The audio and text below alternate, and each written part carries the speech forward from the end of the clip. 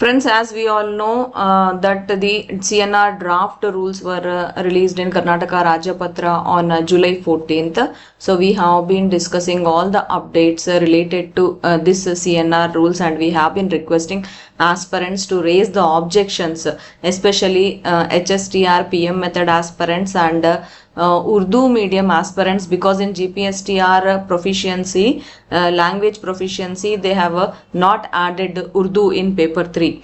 Like that only there are many other objections from aspirants, like they have not added biotechnology, and some aspirants are worried about the age limit.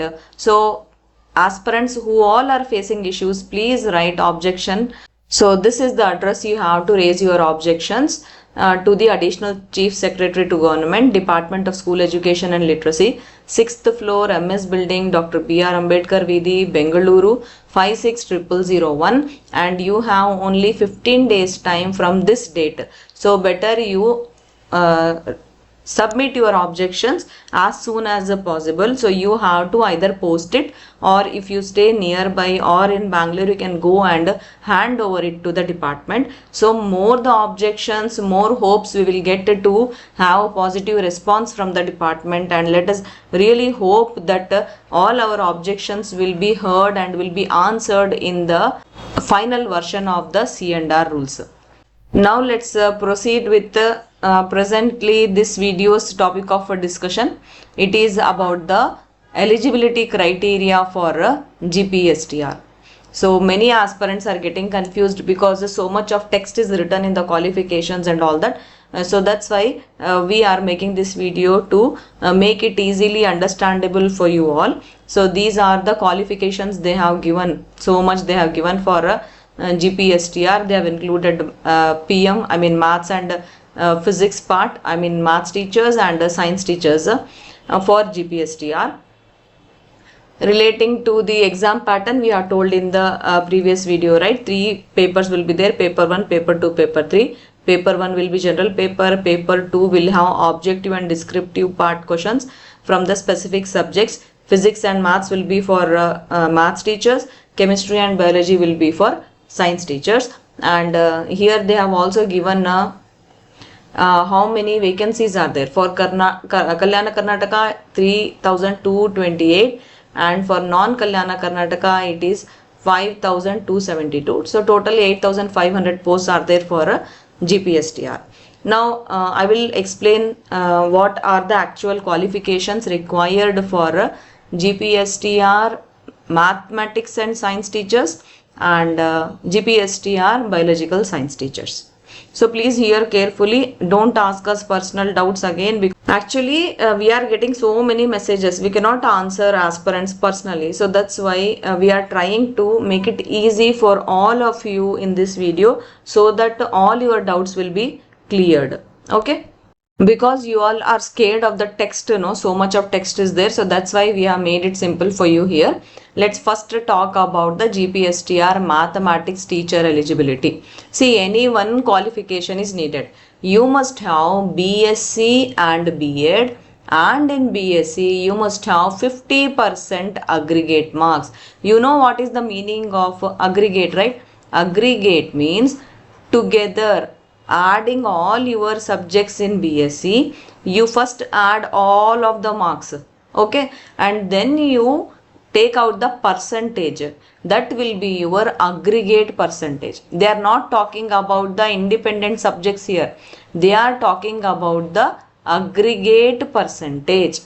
Okay, so along with that you should have done B.Ed. Okay, of course TET or CTET is a must.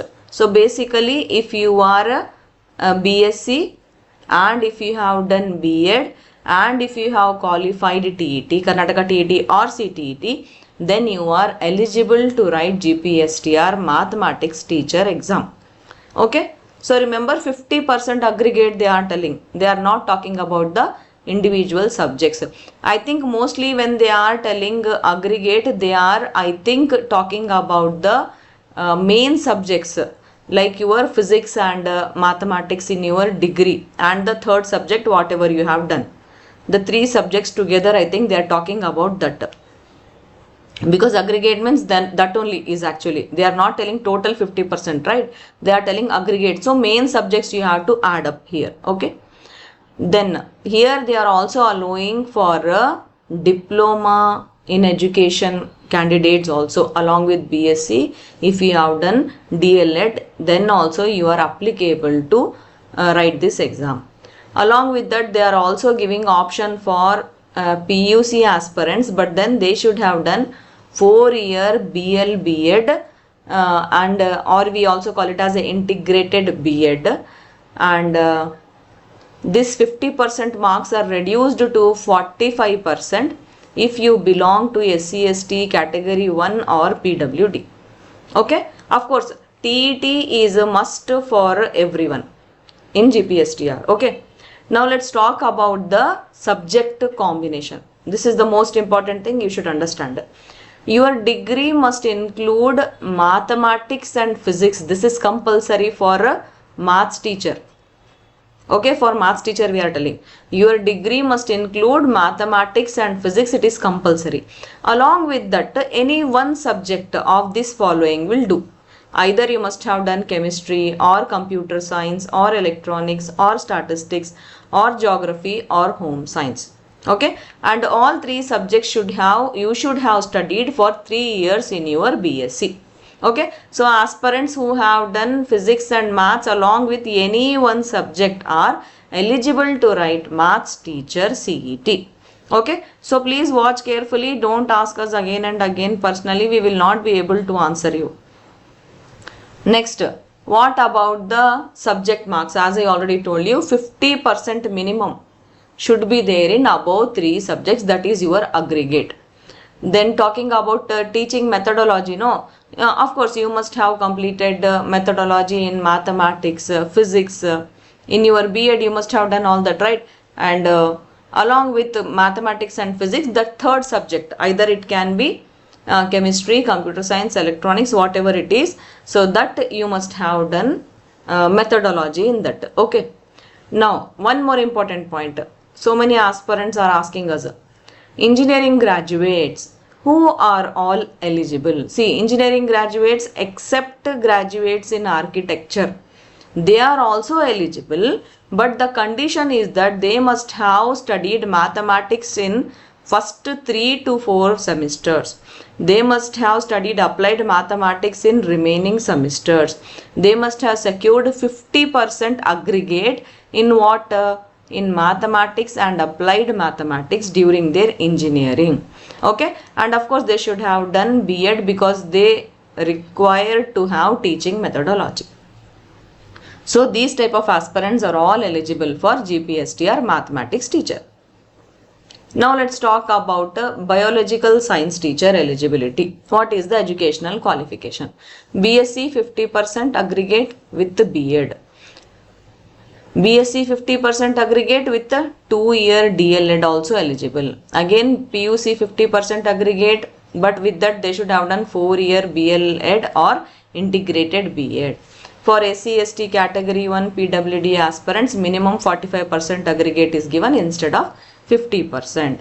Of course TET should be qualified. It is mandatory for GPSTR. It can be Karnataka TET or CTET. Now talking about the subject combination. See, your degree must include chemistry. It is compulsory because you are talking about the science teacher here. Along with the chemistry, you must have done biology, zoology, CBZ combination, right? Then along with chemistry, if you have done sericulture and any one among all this, any two should be there. Okay, again along with the chemistry you should have done environmental science along with any one of this. So basically any 2 subjects from this along with chemistry if you have done, then you are eligible for a GPSTR science teacher. Okay, and most importantly you should have studied all 3 subjects for 3 years in your BSc, and in that 3 subjects you should have got 50% aggregate. Okay, of course teaching methodology, as I already told you, in any one of the above subjects is enough for science teachers. Okay, so now you understood the criteria, right? So engineering graduates are eligible for a maths teachers post, but these are the conditions here. Okay, so I really hope that now your qualification and eligibility details are clear. I hope that all your doubts are cleared now. Thank you. All the best. Bye.